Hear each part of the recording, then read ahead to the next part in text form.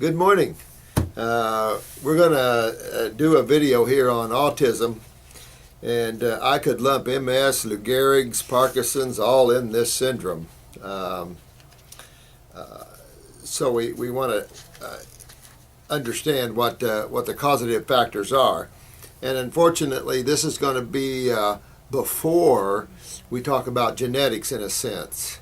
But you know, man is a tropical species. National Geographic did a show on Ardipithecus, which was a female they found in Ethiopia. She was dated back 44 million years ago.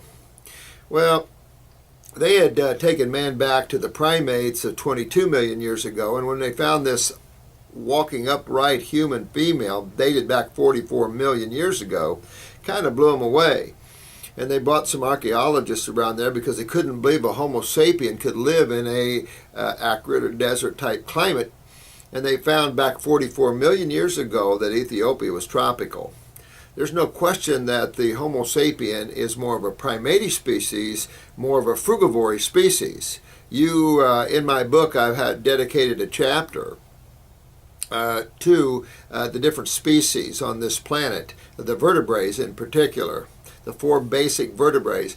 And I gave this chapter to two veterinarians because I wanted to be as accurate as I could. I knew what I knew about it.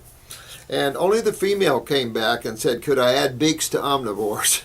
So I said, sure. So I think when you look at the design of the Homo sapien body, you'll see that we're frugivores. And there's a real important reason for that in magnetics and in physics and the types of foods that is essential to maintain the human brain and nervous system.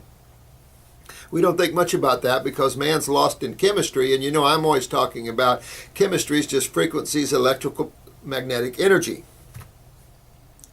So you can go back and you can find where man had migrated into some of these colder climates, and man always has these inquiring minds.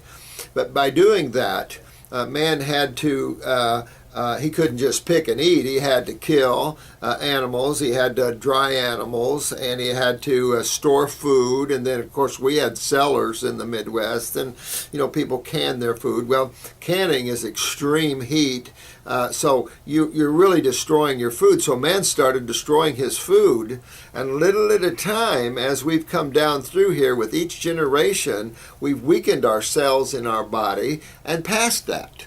Very few people actually ever thought about regeneration before they have offspring. I had a young couple in here several years ago that came in and sat down in front of me and said, well, we don't know that we have anything wrong with this, but we don't want to pass our genetics to our children, our genetic weaknesses. And my jaw just about broke dropping on the desk here because I generally get the insane. Those people that only have a few days to live and we have to save them and pull them back. So this is important for us to think about. And if you're any age really, your whole focus is cells. The cells are everything. Remember, we've talked in past videos that the human body is simply comprised of cells. Whether it's muscle, bones, skin, heart, liver, cells, and two fluids. So no matter where you take me in your body, brain, lungs, ovaries, prostate, feet, ankles, it doesn't matter. Cells. All cells with two major fluids flowing around those cells. And the two major fluids, of course, take care of the health of those cells. We have to take care of the health of our cells.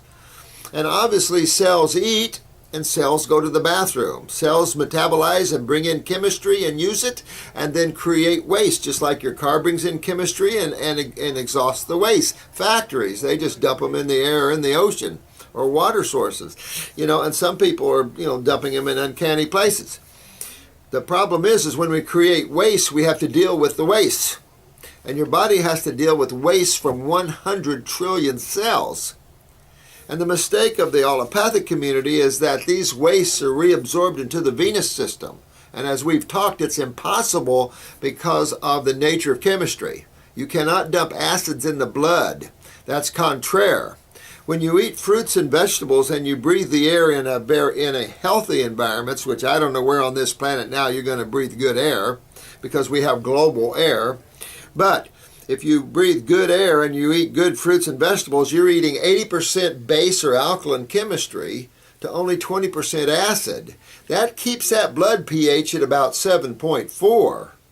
But if we eat the dead animals, the meats and the beans, and we start getting too many nuts, and we start going into the cooked foods, and a lot of the cooked foods that are alkaline initially become acidic after you cook them.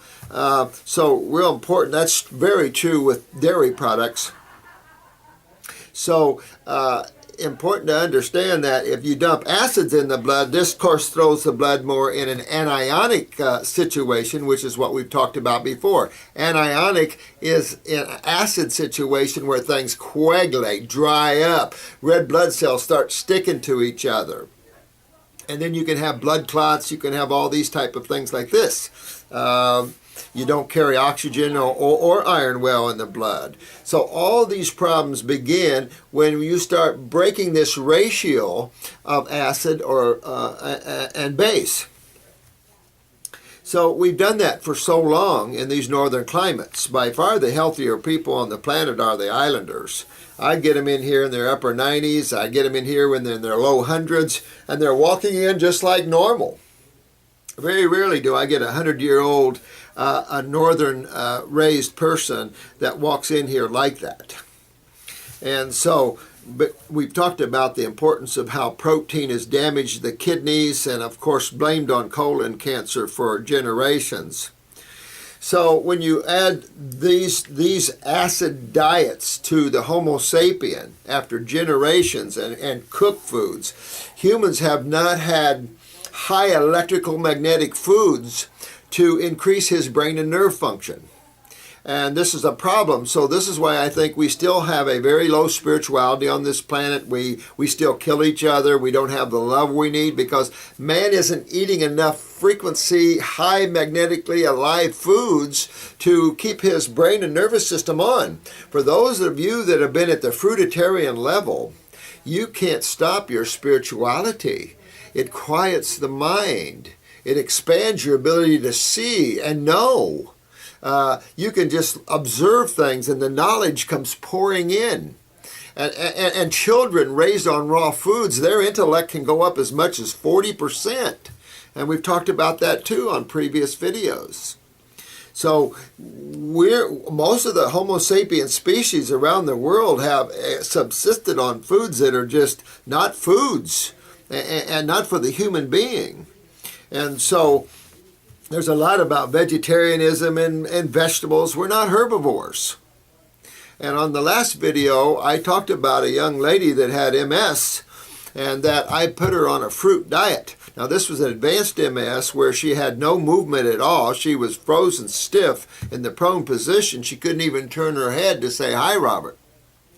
So when I put her on fruit, in 2 months, she was able to start moving, to sit up, to wheel herself in her chair and to feed herself. And I told you I put her on a vegetable juice, a green drink, and a salad to try to build up her muscles just a little bit because she was so thin. And she quit moving again.